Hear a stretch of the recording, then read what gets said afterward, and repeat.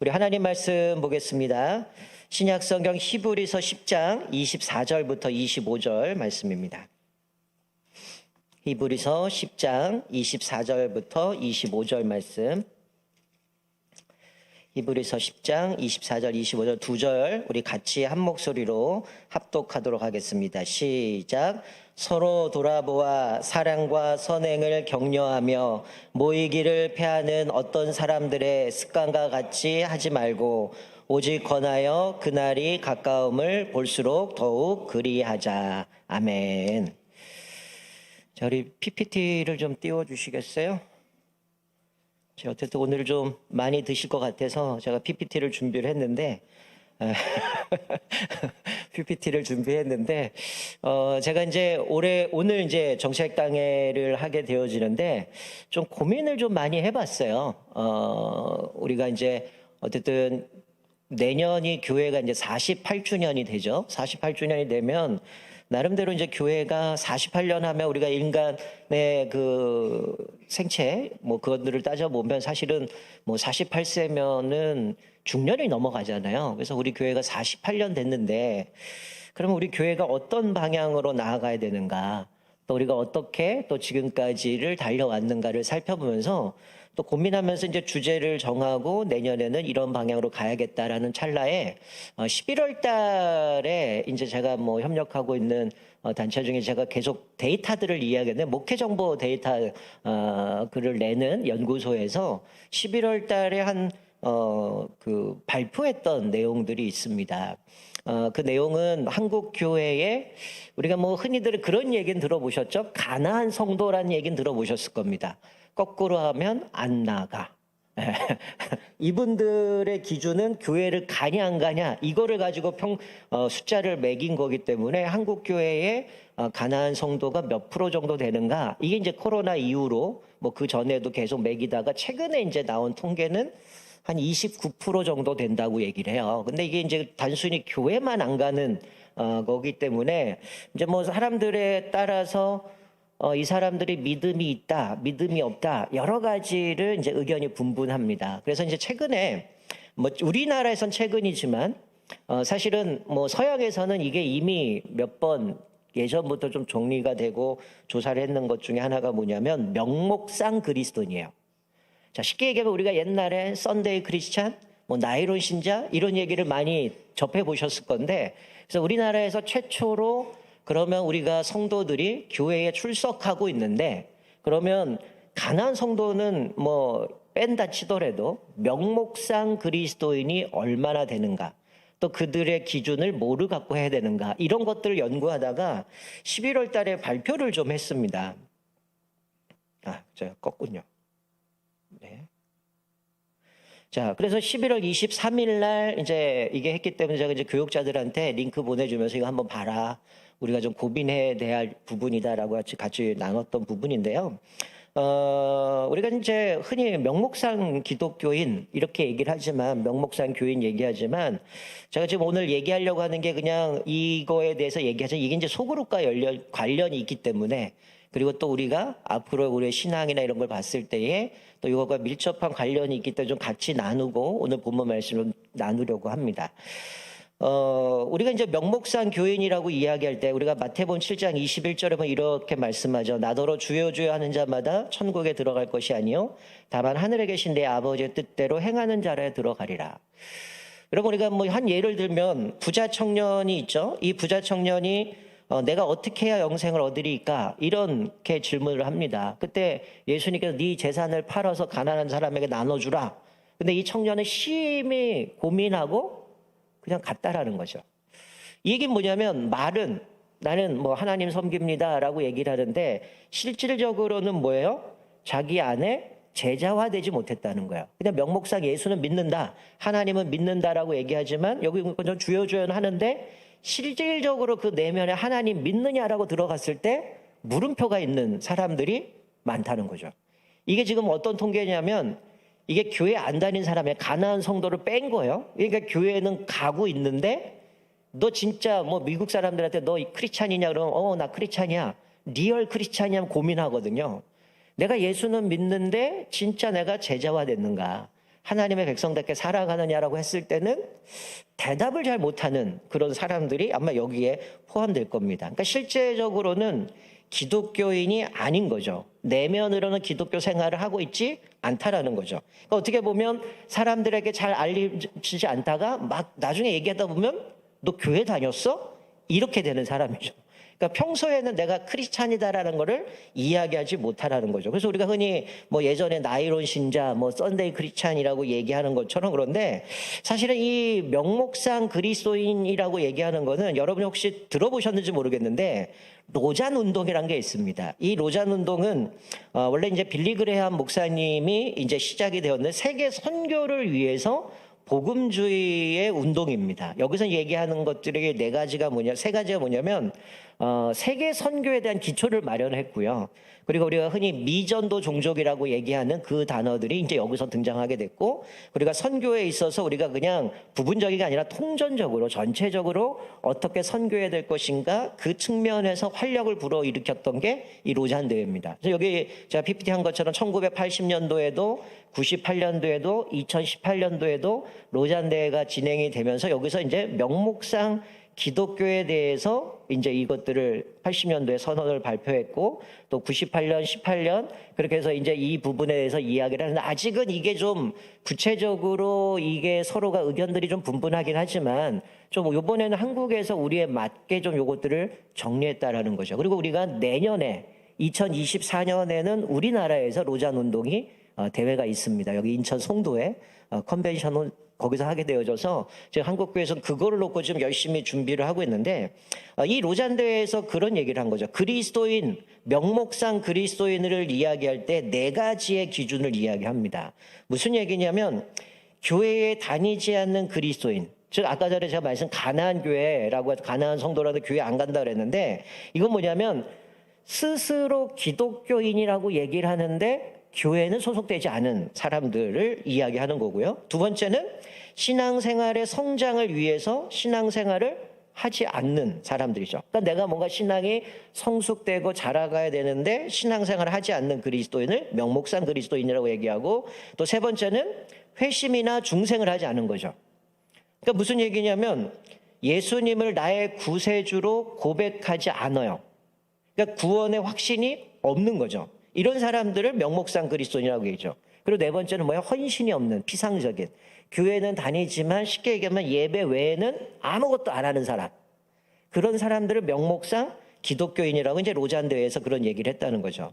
그래서 이제 서구는 어떤가 보니까 이미 뭐 2001년도에 전 세계 기독교 이제 60%가 명목상 교인이라는 거죠. 그러니까 교회는 다닌다고 하는데 구원의 확신도 없고 예배에는 아무것도 안 하고 이러면서 이런 게 하는데 이제 작년 같은 경우는 저기 보면 미국 내에서 66.7%라는 거죠. 기준은 두 가지입니다. 뭐냐면 한 달 내에 교회를 한 번도 간 적이 있느냐.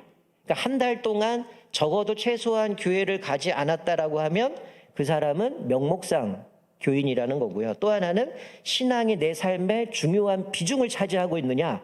그렇지 않습니다. 그러면 명목상 그리스도인이라는 거죠. 그러니까 명목상 그리스도인이라고 하는 걸 반대로 하면 뭘까요? 내가 하나님의 말씀을 실천하며 살아가는 사람, 하나님 말씀대로 순종하고 살아가는 사람을 반대로 해가면 명목상이니까 비명목상 교인이라고 얘기하지만 실천하며 살아가는 사람인 거죠. 그러니까 사실 우리가 그리스도인이라고 할 때는 여기 얘기하는 명목상이 아니라 뭐예요? 하나님 말씀대로 실천하며 살아가는 사람. 오늘 히스기야처럼 뭐예요? 하나님의 모세를 통해서 말씀한 그 명령을 지키며 살아가는 사람. 그런 사람을 우리가 그리스도인이라고 이야기할 수 있는 거죠. 여러분 그러면 한국 교회에는 얼마나 될까요? 저는 이 통계를 보면서 뭐 가난한 성도도 있긴 하지만 이게 이제 한국의 명목상 교인이 어떻게 되는가? 그래서 아까 전에 가난한 성도는 이미 우리가 교회 가냐 안 가냐 이걸 가지고 통계낸 게 한 29% 정도 되거든요. 그래서 그거를 뺀 나머지를 봤을 때에 한국에서는 지금 교회에 나가고 있긴 하지만 39.5% 정도가 명목상 그리스도인이라는 거죠. 여기 세 가지죠. 신앙생활을 하지 않아요. 교회 생활을 하는데 뭐 예배는 드리긴 하는데 기도도 안 하고 말씀도 읽지 않아요. 거듭남이 없는 거죠. 중생하지 못했어요. 그러니 구원의 확신이 없습니다. 그리고 피상적인 그리스도인이죠. 그러니까 신앙의 목적, 정체성이 없는 거죠. 그러니까 이걸 좀 구체적으로 말씀을 드리면 내가 스스로 기독교인이라고 인식을 안 합니다. 그러니까 이게 설문을 했을 때 뭐라 그랬냐면 쉬운 예로 여러 개 앉아 계신 분들에게 첫 번째 질문이 당신은 기독교인입니까? 예라고 대답하지 못한 사람들이에요. 두 번째는 기독교인이라고 했을 때 근거가 뭐냐라고 했을 때 이게 이제 그 근거가 엉뚱한 부분들이 나요. 제가 좀 이따 다시 한번 말씀드릴 거고요. 그리고 구원의 확신이 없고 신앙생활의 목적이 정말 이 복음적인 것이 아니라 개인의 필요 때문에 하는 거고요. 신앙 활동에 참여하는 것도 없는 이런 여러 가지 기준들을 가지고 하게 되는데, 자, 좀 그림을 보시면 이 작은데 크게 되면 세 가지 측면의 신념의 영역인데요. 이 신념의 영역은 뭐냐면 내가 기독교인 이유가 뭐냐는 거죠. 자, 여러분들에게 만약에 주변에 누군가 너 왜 기독교인이냐?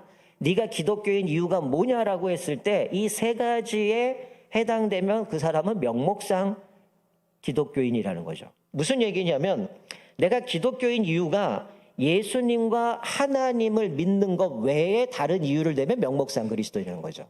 그러니까 너 왜 예수 믿어? 너 왜 교회 다녀? 너 왜 기독교인이야? 난 하나님과 예수님 믿어. 라고 하면 기독교인이겠지만 예수와 하나님을 믿는 것 외에 이유들을 댄다면 그거는 명목상 기독교인이라는 거죠. 그러니까 내가 왜 예수를 믿는지가 근본적인 다른 거죠. 또 하나는 뭡니까? 구원의 확신이 없거나, 세 번째는 개인의 필요 유형인 거죠. 그러니까 너 왜 기독교인이야라고 했을 때, 너 왜 교회를 다녀라고 했을 때 나는 마음의 평안을 얻기 위해서, 이거는 명목상 기독교인인 거죠. 진짜 기독교인들은 뭘까요? 예수님이 내 죄를 사해 주셨기 때문에 그 구원의 은혜 때문에 예수를 믿는 거잖아요. 근데 종종 만나는 사람 중에 왜 교회 다닙니까? 마음의 평안을 얻기 위해서, 심신을 좀 평안하게 하기 위해서. 이거는 명목상 기독교인의 범주로 들어간다는 거죠. 또 하나는 정체성 영역입니다. 나는 기독교인이냐라고 할 때 선택을 안 하는 사람인 거죠. 이게 이제 한 9%, 10% 정도가 나는 기독교인입니까? 라고 할 때 예라고 대답을 못 한다는 거죠. 그러니까 여러분들에게 누군가가 당신은 기독교인입니까? 예수 믿는 사람입니까? 할 때 나는 대답 못 하는 사람. 뭐 여러 가지 이유일 수가 있겠죠. 내가 기독교인을 했을 때 사람들이 나를 욕하면 어떡할까? 이런 것도 있지만 긴가민가한 것도 있고 나는 분명한 믿음이 없기 때문에 대답을 못 하는 거고요. 또 하나는 신앙활동 영역에 보면 저 세 가지 원이 있는데 뭐예요? 예배 외에는 없는 거죠. 기도도 안 해요. 성경도 읽지 않아요. 교회에서 예배 외에 다른 활동도 안 합니다. 이게 이제 명목상 교인이라는 거죠. 그러니까 세 가지 영역입니다. 왜 기독교인이냐라고 했을 때 그 이유가 하나님과 예수님 외에 다른 이유를 대거나 구원의 확신이 없거나 뭐 전혀 활동들이 없다든지, 아니면 나는 기독교인이라고 대답도 못하고, 또 하나는 예배 외에는 아무것도 안 하는 사람. 이게 이제 집에서 기도도 안 해요. 말씀도 안 읽고 교회 활동도 안 하는 사람을 우리가 이제 명목상 교인이라고 이야기를 한다라는 것이죠. 여러분, 근데 이게 왜 심각하냐면 그 예전에는 가난한 성도들을 이야기할 때 그분들은 이런 얘기를 합니다. 나는 건강한 교회를 위해서 교회를 나갔습니다. 교회가 너무 타락했기 때문에 나는 건강한 교회 가서 바른 신앙을 하기 위해서 제대로 된 교회를 찾아 나갑니다. 그리고 나갔어요. 근데 그 이제 몇 년이 지나면서 이분들의 통계를 조사하다 보니까 그러면 이분들이 진짜 건강한 교회를 찾아서 신앙생활을 하느냐 봤을 때 많은 상당수의 사람들이 거기서 아예 신앙을 저버리고 완전히 떠나가 버렸다는 거예요. 말 그대로 건강한 교회라면 어느 교회인가 가서 신앙생활 열심히 해야 되는데 아예 신앙조차가 사라져 버렸다는 거예요. 그러니까 이게 문제가 뭐냐면 하나님을 잘 섬기는 사람이 명목상 교인이 되어졌다가 가난한 성도가 되어졌다가 결국은 넌크리스찬이 된다는 거예요. 아예 믿음을 저버리는 순으로 흘러간다는 거예요. 그러니까 한국 교회에 지금 이게 30% 넘어가는 이 사람들이 그렇게 명목상으로 간다는 사람들이 이게 잘못하면 아예 이제 교회를 떠나가게 되고 신앙을 저버리게 되고 아예 불신자처럼 돼버리는 모습을 보게 되기 때문에 이게 상당히 중요하다라는 거죠. 그래서 사실은 이게 여기 보면 전에 통계의 가난한 성도가 29.3%예요. 그러니까 우리가 코로나 이후에도 벌써 30%가 떨어져 나갔다고 얘기하는데 이 가난한 성도, 교회 안 가는 사람이 이미 최근의 통계가 29.3%인데, 그리고 요거를 제외한 출석하는 사람들 중에서 조사를 해서 명목상 그리스도인 기준들을 살펴봤더니 그게 27.9%예요. 합치면 57.2%입니다. 그러니까 절반 이상이 뭐예요? 이게 심각한 거죠. 우리가 한때는 한국교회가 어땠습니까? 뭐 우리가 뭐 지금 최근에 통계는 이단을 포함해서 600만이래요. 그러니까 이단을 빼버리면 더 심각해지는 거죠. 한때는 우리가 1200, 1300만까지 기독교인이라고 우리가 자랑했던 이 한국교회가 지금 반토막도 아닌 만큼 줄어버렸다는 거죠. 물론 가난한 성도들이 다 믿음이 없다, 이렇게 치부해 버릴 수는 없어요. 물론 거기서도 건강하게 신앙을 찾아 나간 사람도 있긴 하지만 이게 이제 여러 가지 통계를 보면서 그런 문제들이 생긴다는 거죠. 그런데 이제 통계 중에 이런 게 있습니다. 남성, 저연령대, 이게 이제 여기 보면 통계 보면 19세에서 29세니까 20대죠. 20대 그리고 미혼일수록 명목상 교인 비율이 상대적으로 높다라는 거예요. 이게 이제 뭐 항상 뭐 교회에서 활동이나 뭐 봉사나 이런 것들 보면 여성분들이 많이 하시긴 하는데, 요번 이제 통계에서 나온 거는 이제 남성 또 저연령대 미혼일수록 명목상 교인의 비율이 높은데, 그러면 이게 시간이 흘러가서 이 20대가 30대, 40대 되면 어떻게 될까요? 사실 지금 한국교회 가장 심각한 건 40대가 구멍이 났거든요. 40대, 30대, 40대가 구멍이 난 상황인데 지금 이 통계에서 이 20대가 명목상 교인이 퍼센트가 저렇게 50%가 넘었는데, 이 사람들이 30대, 40대가 딱 됐을 때는 한국교회가 완전히 심각해지는 상황이 돼버리는 거고요. 또 하나는 교회 직분을 봤어요. 이거를 보면 어때요? 일반 성도 그리고 교회 출석 빈도가 낮은 교인일수록 명목상 교인이 많다라는 거죠. 근데 여기 통계를 보면 일반 성도가 50%인데 서리 집사가 34%고 중직자가 26%예요. 그럼 무슨 걸 말씀해 줍니까? 직분자라고 믿음이 좋구나가 아니라는 거예요. 직분자들도 명목상이 많다라는 거예요. 그리고 제가 여기 PPT 나오진 않았지만 재미있는 거는, 그러면 명목상 그리스도인이 모태신앙들이 오랜 세월 신앙생활 하다가 회의감이 들고 이래서 신앙생활 안 하겠구나라고 생각하는데, 놀라운 건요, 모태신앙에서 명목상 된 사람보다 이 사람들이 명목상 교인이 신앙생활을 하게 된 게 언제냐면 결혼 이후입니다. 결혼 이후에 신앙을 갖게 된 사람들이 명목상이 많아요. 그러니까 이게 결혼하면서 이제 와이프든 남편에 따라서 신앙생활을 하게 된 건데, 이게 제대로 신앙이 성장하지 못해서 명목상으로 흘러버린 것이 많다라는 거예요. 제가 이제 주목해서 볼 게 뭐냐면 이겁니다. 여러분, 왜 명목상 교인들이 지금 한국교회에 뭐 가나안까지 합치면 50%가 넘어가는데요, 왜 이런 일들이 벌어지는가? 이 사람들을 조사해 봤더니 소그룹 참여를 본 거죠. 우리가 오늘 저기 교구 소그룹 예배가 종강인데, 여러분, 제가 왜 소그룹을 계속 몇 년 동안 소그룹이 중요합니다, 같이 모여야 됩니다, 교제해야 됩니다 했던 이유가 이거 보세요. 명목상 교인과 명목상 교인 아닌 사람의 이 비교를 봤을 때 어때요? 소그룹 참여를 보면은 명목상 교회는 40%예요. 그리고 비명목상이라는 얘기는 우리가 얘기하는 그리스도인들 이야기할 때 이분들은 67%입니다. 그러니까 대다수의 명목상 이 교인이란 사람들은 소그룹이란 거를 거치지 않는다는 거죠. 그러니까 소그룹을 통해서 뭐 한 거예요? 서로 신앙도 점검하고 같이 기도도 하고 위로도 하고 교제를 통해서 세워져 가는 거죠. 그러니까 명목상 교인 보면 저 파란색이 뭐예요? 정기적으로 참석하고 있는 것. 그리고 하늘색은 가끔 참석하는 거예요. 합쳐봐야 40%입니다. 정기적으로 참석하는 사람은 17%밖에 안 되죠.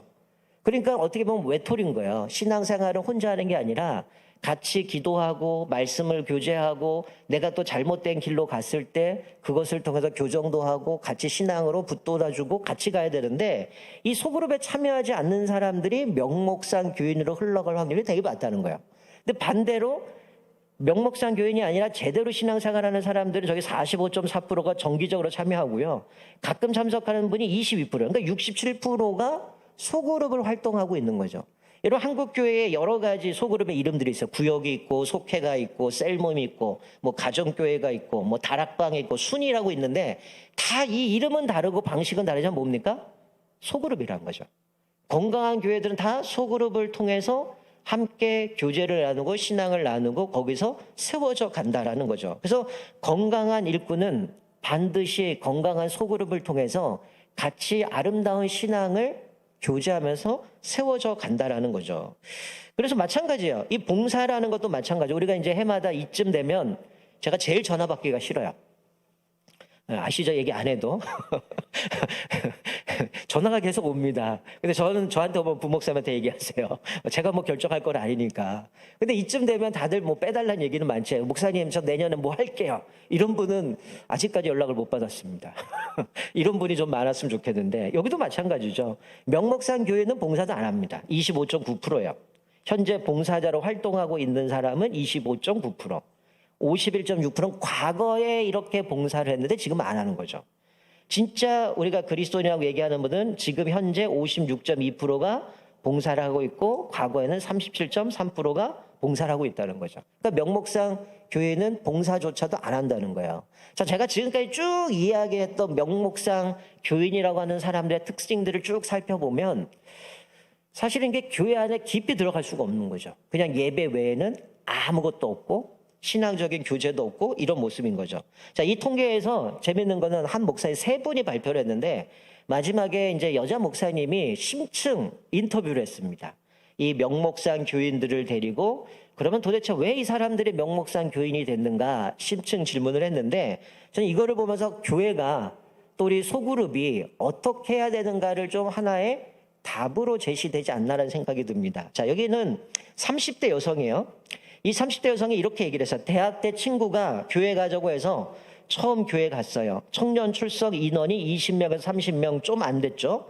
그때 저는 청년부였어요. 제일 좋았던 건 예배 끝나고 하는 청년 모임이었어요. 그냥 그 사람들의 신앙생활 하는 모습을 가까이서 보면서 모여서 교제하는 것이 그때 좋았던 것 같아요. 이렇게 믿는 거구나 생각했던 것 같아요. 청년 때는 청년부 예배드리고 아니면 예배드리고 청년부에 가서 소그룹, 셀 모임이든 어떤 그 모임을 하면서 그게 좋았다는 거죠. 거기서 신앙생활을 보면서 배웠다는 거예요. 아, 신앙생활 이렇게 하는 거구나. 그런데 이제 결혼하고 자식이 태어나고 하다 보니까 어땠다는 거예요? 그게 끊어졌다는 거예요. 작년이 돼서는 소그룹으로 들어가지 못하다 보니까 어떻게 돼요? 명목상 교인이 돼버린 거죠. 그러니까 사실 여러분들이 지금 우리가 소그룹으로 격주로 모이긴 하지만 어떤 우리가 사실 우리 지금 소그룹 안에 저에게 여러 가지 이야기 들리는 것들이 지금 어느 소그룹은 같이 모여서 자기 정말 깊은 얘기까지 꺼내서 같이 기도하고 고민 나누고 같이 세워가는 소그룹들이 지금 많이 생겨가고 있거든요. 그런데 이제 문제는 뭐냐면 이런 사람도 우리가 발굴을 해야 된다는 거죠. 그러니까 우리가 왜 소그룹에 못 들어오는가? 우리끼리 여기가 좋사오니 같이 기도제 먹고 은혜 받고 이걸 끝날 게 아니라 이런 사람들을 찾아 나서야 된다라는 거죠. 그러니까 이 사람들은 소그룹에 못 들어가다 보니까 어떻게 된 거예요? 정체돼 버렸다는 거죠. 그리고 이제 이 30대다 보니까 아이도 키워야 되고 분주하다 보니까 이게 생기는 거죠. 그래도 다행히 우리 교회는 지금 이제 우리 소그룹을 할 때 1시 반에 30, 40 세대가 모입니다. 그리고 그 모일 때에 또 아이들을 또 따로 봐주면서 30, 40 세대가 좀 모여서 지금 소그룹이 이 3시 10분에는 못하지만 그때 지금 진행을 하고 있는데요. 자, 50대 남성이요. 이렇게 얘기를 하죠. 이분은 10,000명이 넘는 교회를 다녔어요. 그래서 엄청난 용기를 내서 다락방 모임에 갔는데 다락방 모임에 갔던 이유가 이게 교회가 크다 보니까 뭐 목사님들이 이게 제대로 케어가 안 된 거죠. 그러니까 목사님이 안 만나주니 이게 목사님이 안 만날 일이 없는데 이분은 그런 얘기를 해요. 목사님이 안 만나주니 순장님, 우리식으로는 구역장이에요. 구역장을 찾아가서 만나려고 이게 용기를 내고 갔다는 거예요. 처음에는 열심히 갔어요. 근데 한 학기, 두 학기 하면서 느낀 건 이런 얘기를 왜 듣고 있어야지? 자기들끼리 살아가는 세상 얘기만 하는 거예요. 이건 시간 낭비다 생각이 들고 그러니까 점점 교회도 다락방도 소홀해졌죠. 무슨 얘기입니까? 여러분들의 소그룹을 모여서 나누는데 제가 지금은 공동체 성경 읽고 말씀 갖고 은혜 받은 것 기도 제목 갖고 나눠야 되는데 여러분들이 그냥 모여서 그냥 일반 세상적인 이야기라도 이런 나온 거죠. 내가 이 얘기 왜 듣고 있어야 되지? 시간 낭비라 생각하는 거예요. 그러다 보니까 소그룹에 안 가게 되고 소홀해지면서 이분은 떨어져 버리게 되어진 거죠. 그러니까 이분은 이 소그룹을 갔는데 뭔가 예수님에 대해서 신앙에 대한 이야기를 나누고 교제가 이루어져야 되는데 세상적인 이야기만 나누다 보니까 정작 자기의 목마름을 채우지 못하다 보니까 거기에 공동체로부터 떨어져 나간 거죠. 그래서 자기는 이 명목상 교인이 되었다는 거죠. 또 하나는 60대 남성입니다. 나는 10년 넘게 다녔는데 6월절이 사순절이 뭔지도 모르겠어요. 자기들만 다 아는 것 같이 쉽게 말하는데 저 같은 사람은 몰라요. 그러니 참여를 못하죠. 저는 옛날 새신자 공부 같은 거를 한 번 말고 계속해서 듣게 해주면 좋겠어요. 저 같은 사람은 모르니까요. 예배할 때 기도하세요 할 때 하는데 그게 전부라는 거예요. 솔직하게 저는 기도를 어떻게 시작해야 하는지도 모릅니다. 이렇게 얘기했어요. 여러분 60대고요. 10년 넘게 신앙생활했고 직분도 가졌는데 이분은 성장이 못한 거죠. 그러니까 6월절이 뭔지 우리는 뭐 사순절 안 지키니까 뭐 그건 걸러 찐다 쳐도 기도할 줄도 몰라요. 직분자인데. 그러니까 이분은 옛날에 새신자 교육을 한번 받은 거 또 받고 싶다는 거예요. 아직 기초가 세워지지 않았는데 이미 집사가 돼버린 상태고. 그런데 이거를 보면서 어떤 생각이 듭니까? 우리가 좀 약간 눈높이 교육이 필요하다는 생각이 들어요. 사실 새신자들 교회 왔을 때 우리는 우리끼리 쓰는 용어들 있잖아요. 문화가 있잖아요. 근데 새신자들은 그게 뭔 얘기인지 못 알아듣거든요. 그러다 보니까 이게 너무 어렵고 무슨 얘기인지도 모르겠고 이러다 보니까 이분이 적응을 못하는데 이분은 좀 심각한 거는 10년 넘게 신앙생활했고 직분도 받았는데 기도할 줄도 모르고 그런데 자기들끼리는 다 아니까 그냥 넘어간다는 거죠. 이거를 또 자기가 나 기도할 줄 몰라 6월절이 뭔데 이거 못 물어보는 거예요. 그러니까 이게 좀 약간은 눈높이 교육도 필요하고 또 이런 것들이 필요하다는 거예요. 그래서 또 하나 느끼는 거는 직분자라고 해서 믿음이 좋거나 신실하지는 않구나 이런 생각이 드는 거죠. 정말 제대로 훈련되고 세워져서 직분자가 됐다면 이런 문제는 없겠지만 이게 어떻게 보면 한국교회의 단편적인 예인 거죠. 직분은 받았고 신앙생활을 오래 했는데 제대로 이거는 잘 모르다는 거죠. 그래서 저희가 요즘 샬롬 예배를 드리면서 뭐 하냐면 우리 이제 샬롬 예배 오시는 분들은 이미 연세들이 있으신 분이기 때문에 다시금 신앙을 점검한다고 시작을 해서 저희가 기초부터 다시 한번 신앙을 하나씩 교재를 가지고 프린트를 해서 드리는데 신앙의 전체적인 것들을 한 번씩 점검하고 있습니다. 그래서 우리 지난번에는 어떤 것까지 했냐면 우리 조강 목사님 했을 때는 칼빈의 5대 강령까지 했어요. 우리 그 샬롬 예배 오신 분들 기억하시나요? 계속 할 때마다 이걸 좀 점검할 거니까 우리가 신앙생활을 다시 한번 점검하고 무엇인지를 확인하게 되어지는 거죠. 자, 오늘 히브리서 10장 24절 말씀에 보면 이렇게 권면합니다. 이건 공동체의 삶이 어때야 되는가를 보여주는 거죠. 24절에 서로 돌아보아 사랑과 선행을 격려하며 라고 있습니다. 이런 공동체라고 했을 때에 서로 돌아보라고 권면하죠. 뭘 돌아봐야 되는가? 왜 돌아봐야 되는가? 사랑과 선행을 격려하라는 거죠. 여러분 격려한다라는 의미가 무슨 말일까요? 우리가 흔히 뭐 격려 받고 뭐 격려해준다 이렇게 얘기하지만 격려한다라는 원문을 찾아보니까 강하게 자극하다, 각성시키다 이런 말이 있습니다. 그러니까 격려한다라는 것은 강하게 자극하고 또 각성시켜서 이 사람으로 하여금 바르게 신앙생활을 하도록 이끌어가는 게 격려하는 겁니다.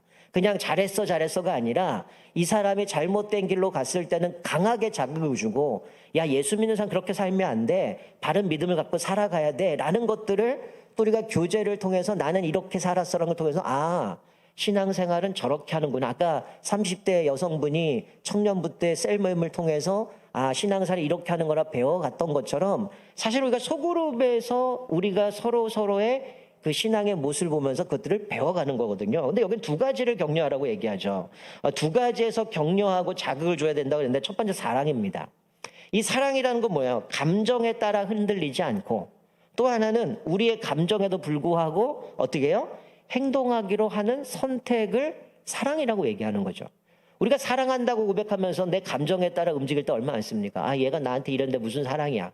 제가 나한테 이렇게 했는데 어떻게 사랑할 수 있어? 이게 아니라 여기서 얘기하는 감정에 따라 흔들리지 않고 또 우리의 감정에도 불구하고 뭐 하는 거예요? 사랑하기로 결단하는 겁니다. 그러니까 우리가 성경에서 얘기할 때 사랑이라고 할 때는 예수님이 나를 용서해 준 것이 기준이죠. 저 사람이 나한테 뭘 했냐가 아니라 나 같은 사람도 하나님의 자녀 삼아 주셨기 때문에 그 하나님의 그 사랑을 생각한다면 내가 사랑하지 못할 사람이 어딨냐는 거죠. 그래서 우리는 다른 성도들에 대해서 사랑으로 행동하도록 우리를 불렀다는 거죠. 그러니까 공동체에서 얘는 나한테 이렇게 했으니 기브앤테이크가 아니라 그거와 상관없이 우리는 공동체 안에 서로 사랑해야 된다는 거예요. 선행이란 건 뭡니까? 선행이라고 했을 때는 이거의 기준이 있어요. 나의 유익이 아니고 상대방의 유익입니다. 내가 선행을 한다라는 것은 상대방의 유익을 위해서 내가 그들에게 행하는 행위를 선행이라고 이야기를 하는 거예요. 여러분 우리가 만약에 내가 누구한테 선을 행하는데 얘한테 뭔가 보상받으려고 하는 것은 선행이 아니라는 거죠. 나의 유익이 아니라 뭐요? 상대방의 유익을 위해서 하는 거죠. 그러니까 사람들을 하나님께 인도하는 가는 그 과정도 나의 유익이 아니라 하나님 이 사람이 이렇게 믿음으로 바로 세워가면 공동체가 건강하게 세워져 가고 또 하나님 나라를 세워가기 때문에 여기서 사랑과 선행으로 격려하고 그들을 자극 주고 그들을 강하게 각성시켜야 된다고 말씀하는 거죠. 여러분, 근데 우리가 좀 사실은 신앙생활 하면서 우리가 좀 성숙된 과정 속에서 이 일들을 감당해야 된다는 거죠. 여러분, 몇 주 전에 아마 수요일날 김 목사님이 고린도 교회의 말씀을 나누면서 지식에 대한 얘기를 했어요. 고린도 교회 성도들 가운데 나는 지식이 있다, 나는 지식이 없다 막 이러면서 특별히 제사 음식, 그 당시에는 이들이 이제 고기를 먹는 게 제사를 드리고 이방 신전에다 제사를 드리면 엄청난 고기들이 이제 시장에 팔리거든요. 그러니까 우리가 옛날에 고사떡 먹어도 되냐 말아야 돼 이런 게 고민이 있었던 것처럼 이 고린도 교회는 나는 지식이 있기 때문에 이거는 우상이 아니야. 그래 나는 얼마든지 먹을 수 있어 라고 하는 사람과 어떻게 우상의 제물을 먹을 수 있어 먹으면 안 돼 이런 가운데 논쟁이 있었습니다. 그때 사도 바울이 뭐라고 얘기하냐면 나는 자유함이 있어서 먹을 수 있다. 그러나 누군가가 나로 인하여 실족하게 되어진다면 나는 영원히 고기를 먹지 않겠다. 이렇게 선언합니다. 나는 믿음이 있어서 먹을 수 있어요. 이거 우상의 제물이 아니고 얼마든지 하나님이 주신 거 먹을 수 있어. 근데 누군가가 나 때문에 실족하게 된다면 나는 영원히 고기를 먹지 않겠다. 그래서 형제를 실족하지 않게 하겠다라고 사도 바울이 그렇게 고백을 합니다. 그러면 이런 생각이 들겠죠. 그러면 나는 실족하지 않고 먹으면 되겠네. 나랑 뜻이 맞는 사람끼리 먹으면 되겠네. 이런 생각도 할 수 있죠. 예수님은 누군가를 실족하게 되면 연자맷돌 메고 바다에 던지라고 얘기하는데 여러분 그런 얘기를 할 수 있어요? 나랑 생각이 비슷한 끼리 먹으면 뭐가 문제되겠나로 하는데 여러분 이 사도 바울의 이 고백 가운데 어떤 말씀이 있냐면요. 이런 말씀이 있습니다. 고린도서 8장 9절에 이렇게 얘기해요. 그런즉 너희의 자유가 믿음이 연약한 자들에게 걸려 넘어지게 하는 것이 되지 않도록 조심하라. 그러니까 나는 믿음에서 이렇게 활동하는데 내가 이렇게 행동하는데 그 행동이 누군가로 하여금 실족하게 만들고 상처받게 한다면 그거 하지 말라는 거야. 그런데 또 하나 뭐라고 얘기하냐면 이렇게 얘기를 하죠. 지식 있는 내가 우상의 집에 앉아 먹는 것을 누구든지 보면 그 믿음이 약한 자들의 양심이 담력을 얻어 우상의 재물을 먹게 되지 않겠느냐. 자, 무슨 얘기예요? 나는 믿음이 있고 나는 지식이 있고 나는 자유하기 때문에 나는 먹었어요. 그런데 나와 비슷한 사람들이 얘도 먹네? 이걸 보면서 담력을 얻어서 먹는다는 거죠. 제가 예전에 한번 설교 때 그런 얘기를 해서 어떤 분이 그런 고백을 했어요. 자기가 술을 못 끊었다는 거예요. 예수 믿기를 하는데 술을 못 끊어갖고 몰래 술을 먹었다가 어느 모임을 가서 술을 먹는데 좀 충격적인 얘기예요. 술을 먹다 보니까 이분은 목사님이고 이분은 장로님이고 이분은 안수집사님이더라는 거예요. 그래서 이분이 어떤 마음이 들었냐면 목사도 먹고 장로도 먹고 안수집사도 먹으니까 먹어도 되겠구나. 그리고 이분이 마시더라는 거예요. 그때 이 안수집사님이 얘기한 거예요. 자기는 그때 뒤통수 한 대 딱 맞았다는 거야. 나는 먹을 수 있다고 생각하고 먹었는데 나 때문에 누군가가 정당성을 얻게 되어지는구나. 나 때문에 누군가가 시험이 들겠구나. 그래서 그게 죄인 줄을 모르겠구나. 정당성을 얻게 되겠구나. 번쩍 들고 내가 그날로 술을 끊었다고 이분이 간증을 하더라고요. 이런 식의 여기서 그 얘기를 하는 거예요. 나는 지식이 있어서 믿음이 있으니까 먹을 수 있는데 그거를 보면서 믿음이 없는 연약한 자가 그걸 보고 담력을 얻는다는 거죠. 쟤도 하네. 얘도 하네. 야, 예수 믿는 사람들 다 하네. 이러니까 어떻게 해요? 나도 해도 되겠구나. 이런 거인 거죠. 여러분 우리 소그룹 안에서도 마찬가지입니다. 선행이라는 것 이런 단어로 표현하고 있지만 이게 상대방의 유익입니다. 나는 얼마든지 할 수 있어요. 근데 누군가가 나 때문에 이 잘못된 담력을 얻는다면 나 때문에 실족하게 되어진다면 나는 할 수 있지만 뭐 하는 거예요? 난 영원히 고기 먹지 않겠다. 이게 소그룹 안에 필요하다는 거죠. 나는 얼마든지 하는데 누군가는 나 때문에 상처받는다고 하지 말라는 얘기예요. 나 때문에 동기부여가 돼서 해도 되는구나라고 간다면 하지 말라는 얘기입니다. 우리가 성숙하게 나가야 된다는 거죠. 여러분의 행동이 누군가에게 용기를 줄 수 있다는, 그게 긍정적으로 간다면 모르겠지만 부정적으로 간다는 걸 하지 말아야 된다는 거죠. 자, 오늘 본문 말씀에 또 뭐라고 얘기해요? 모이기를 폐해서는 안 된다고 얘기하죠. 이 당시에는 습관적으로 교회 모임에 참석하지 않는 사람이 있었다는 거죠. 우리 아까 제가 쭉 길게 말씀드렸던 명목상 교인이 있었다는 거죠. 그 이유가 무엇이든지 어쨌든 그들은 어떤 생각을 하는 겁니까? 자기 힘으로 얼마든지 할 수 있다는 겁니다. 여러분 사실 우리 안에도 또 우리 공동체 안에도 자기 힘으로 얼마든지 할 수 있다는 생각하는 사람들이 많이 있어요. 나 신앙 알아서 할 겁니다. 굳이 나는 그 공동체 나가지 않아도 소그룹에 참여하지 않아도 나 얼마든지 할 수 있어요라고 얘기하죠. 여러분의 초대교회 이후의 교회들을 보면 항상 공동체로 움직였다는 거예요. 나 개인이 신앙생활 할 수 있어요. 우리가 코로나처럼 뭐 교회 나갈 수 없고 이런 상황에서는 뭐 온라인으로 하면서 예배도 드렸는데 그때 등장한 표현이 뭐냐면 플로팅 크리스찬입니다. 가난한 성도처럼 교회는 들어가지 않는데 인터넷에서 떠다니는 거죠. 이 교회 갔다가 저 교회 갔다가 어디에 소속되지도 않고 또 그런 거 없이 흘러가는 사람 플로팅 크리스찬 이게 퍼센트가 상당히 많았는데 올해는 이제 명목상 교인이라는 걸 하면서 앞으로 한국 교회가 이게 가난한 성도로 가고 가난해서 이제는 넌 크리스찬으로 가버리는 계기가 되어지기 때문에 이거를 좀 심각하게 이제 설명하고 있는데 여러분 초대교회 이후에 공동체 없이 신앙생활 한 데가 없습니다. 늘 공동체 안에서 신앙생활 하는 거죠. 여러분들이 소그룹 들어가지 않고 나 혼자 신앙생활 할 수 있어요. 그러나 성숙으로 나갈 수 없습니다. 우리가 흔히 교회의 기능이라고 할 때 5가지를 이야기하거든요. 첫 번째는 뭡니까? 예배예요. 이 예배는 물론 개인이 예배할 수도 있죠. 삶 속에서 예배 드릴 수 있겠죠. 근데 이게 전부가 아니거든요. 교회라는 것은 예배가 있고 전도가 있고 또 봉사가 있고 또 교육이 있고 또 교제가 있습니다. 이게 교회의 5가지 기능이죠. 이것을 통해서 우리는 건강한 교인으로 세워져 갈 수 있습니다. 나 혼자 예배드리고 얼마든지 할 수 있겠죠. 그러나 균형 잡힌 성도로 세워갈 수 없는 거죠. 같이 교제하고 봉사하고 전도도 해야 되고 교육을 받아야 어떤 게 우리 아까 제가 얘기하잖아요. 집사인데 6월절이 뭔지도 모르고 기도가 뭔지도 모르는데 교회 가면 다 기도하거든요. 그냥 다 대표 기도하고 제가 제일 충격적으로 받아들였던 거는 뭐냐면 한 장로님이 돌아가시기 직전에 이게 뭐 돌아가신 옥하는 목사님이 하셨던 얘기인데 자기 교회 돌아가시기 직전에 장로님이 고백했는데 나는 예수를 안 믿었습니다. 나의 구주로 영접한 적이 없습니다. 죽기 직전에 영접했대요. 장로님인데. 이거 심각한 얘기 아니에요? 그분은 봉사도 다 했고 대표기도 다 했거든요. 근데 진짜 예수를 만난 거는 없었다는 거예요. 그래서 죽기 직전에 목사님께 자기 모습을 보면서 회개하면서 내가 이제 좀 예수를 영접해야 될 것 같다고 장로님이 그랬더니 얼마나 충격 먹었겠어요. 그 목사님이. 그러면서 이게 모습이거든요. 그러니까 사실 우리들의 삶 가운데 혼자서 신앙생활 한다 불가능합니다. 건강하게 세워져 갈 수 없다는 거예요. 건강한 소그룹 안에서 함께 교제를 나누고 같이 신앙생활의 모습. 물론 우리 안에 다 완벽한 건 아니잖아요. 넘어질 수도 있어요. 근데 제가 늘 얘기하잖아요. 넘어졌을 때 그걸 어떻게 대처하느냐. 하나님 앞에서 기도로 극복해 가는가? 하나님의 말씀 붙잡고 이어가는가? 우리 아까 찬양 인도했던 우리 집사님이 그런 얘기 했잖아요. 우리가 이제 늘 모든 게 다 형통한 건 아니거든요. 어떤 사람은 결국 아파서 돌아가신 분도 있어요. 결국 망해서 힘들어가는 사람도 있습니다. 무조건 다 형통한 것은 아니에요. 그러나 그 과정 속에서 하나님의 뜻을 발견하고 하나님이 나에게 깨닫게 하시는 게 무엇인가?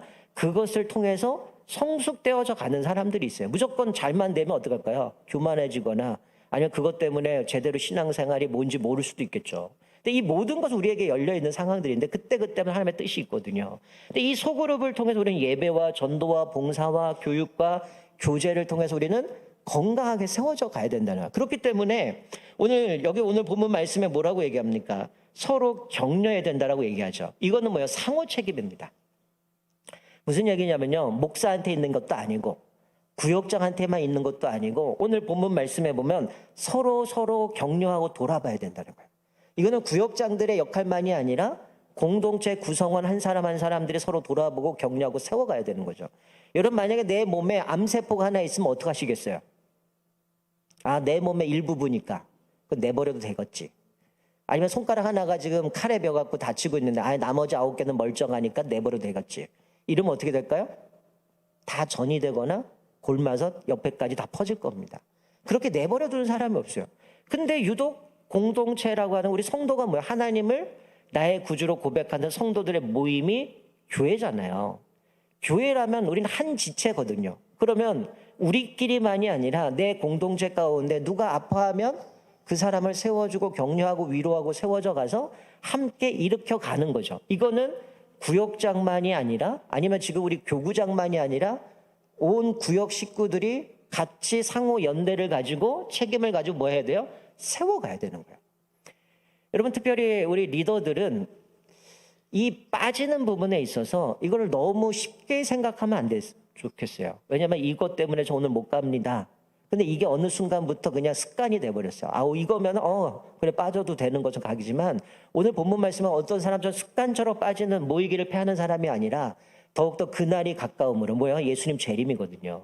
예수님 재림이 언젠지 우리는 정확한 날짜는 없지만 우리가 상황이나 여러 가지 모습들 예수님 속히 오신다고 말씀했는데 그날이 가까울수록 우리가 더욱더 함께 모이고 함께 격려하고 사랑과 선행을 격려하고 그렇게 해서 공동체가 세워져 가고 믿음으로 세워져 갈 때 교회가 건강해져 가는 거죠. 전에도 말씀드린 교회는 두 가지죠. 우리 대그룹이라고 하는 예배를 통해서 공예배를 통해서 교회가 균형을 갖춰야 되고 또 하나는 소그룹을 통해서 균형을 갖춰야 되죠. 그러니까 사실 아까 제가 제 통계에서 얘기를 뺐던 것 중에 하나가 아까 남성, 나이가 어린 사람들 그리고 이런 미혼들 이야기했는데요. 특별히 하나 더 뭐냐면 교회 사이즈가 100명에서 500명 사이의 중형교회가 그 안에 멤버들 중에 명목상 교인이 많아진다는 거예요. 왜 그럴까요? 내가 나서지 않아도 내가 움직이지 않아도 누군가 하겠지. 이게 큰 거죠. 조그만 교회는 어떻게 해요? 누군가는 같이 가야 되기 때문에 같이 가지만 나는 안 하고 그냥 예배만 드리고 가도 아무 문제가 없거든요. 근데 조그만 교회는 어떻게 해요? 같이 협력하고 세워가야 될 때 가거든요. 그러니까 이 모든 것 가운데에 보면 한국 교회의 여러 가지 모습들 가운데 이 소그룹이 사실 제일 힘들었던 것 중에 우리가 코로나 때 사실 우리가 온라인으로 좀 소그룹도 모이고 했지만 지금 제가 주변에도 보면 한국 교회가 크게 무너졌던 교회 중에 하나가 아예 소그룹이 없는 교회는 다 끝났습니다. 제가 심지어는 그런 얘기 들었어요. 교인이 1,500명 모였던 교회인데 지금 300명 모인대요. 코로나 이후에 소그룹도 없고 교제도 없고 이러다 보니까 그냥 무너져 버린 거죠.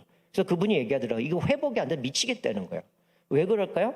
성도 간에 아름다운 교제가 없었기 때문에. 그런데 오히려 주변에 소그룹이 강한 교회들은 코로나 때 오히려 성도도 늘고 같이 신앙도 세워가고 믿음으로 세워갔기 때문에 교회가 건강하게 세워져 갔다라고 말씀합니다. 특별히 오늘 말씀을 기억하면서 좀 우리 교회가 앞으로 삶 속에서 건강한 소그룹들이 많이 세워져 갔으면 좋겠어요. 오늘 말씀하신 것처럼 서로 돌아보아 사랑과 선행을 격려하고 모이기를 패하는 어떤 사람들 습관적으로 하지 말고 그날이 가까울수록 더 같이 모여서 함께 기도하고 세워갈 때 우리가 명목상 교인이 아니라 정말 하나님 앞에 제자화되고 성숙되어지고 하나님께서 우리에게 주신 사명을 향해 달려갈 수 있는데 이제 우리 교회가 48년이 되어집니다. 그러면 우리가 중년이에요. 그럼 나름대로 성숙한 모습으로 가야 되는 거죠. 우리 신앙도 성숙되어져야 되고 교회도 성숙되어져 가야 되고 공동체도 성숙으로 나가야 됩니다. 우리가 오늘 말씀 기억하면서 특별히 이게 구역장 누구의 하나가 아니라 우리 한 사람 한 사람들이 서로가의 연대 책임 아래서 서로 돌아보고 격려하고 세워주고 또 기도함으로 인하여서 우리 또 모든 또 구역들이 건강하게 세워져 가고 우리 청년부도 마찬가지고 셀들이 건강하게 세워져서 또 우리가 하나님 앞에 아름답게 또 귀한 사명들 감당하는 저와 여러분 되시기를 주님의 이름으로 축원드립니다. 아멘. 우리 좀 오늘 좀 옆에 분하고 한번 손을 좀 잡아보시겠어요? 뭐 옆에까지 넘어가기 그렇고요. 자, 옆에 분하고 손을 좀 잡겠습니다. 제가 뭐 손잡으라 이런 적이 없는데 우리 손잡고 우리 찬송가 620장 여기에 모인 우리 같이 찬양하고 또 기도하도록 하겠습니다. 자, 우리 옆에